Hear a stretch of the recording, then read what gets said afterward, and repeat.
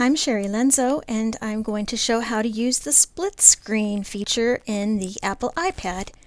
I'm going to open up a Google Doc, and I'd like to have Safari next to it. So I'm going to touch the black part of the screen, the bottom part, and slide up very slowly. And that brings up the dock. So I just slide my finger up from the black to the white document area. Now I want to touch Safari, do a long touch, and drag it off the dock and over to the side, and that pops it in there. There's a little slider tool in the middle, in the center, and you can drag the two windows to either side. Whoops! I was expecting, there it's back. You can drag the center tool to change how much space each side is taking.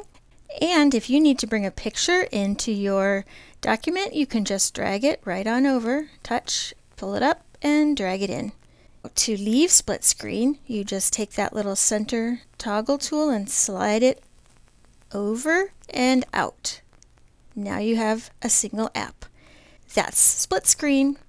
Thank you for watching.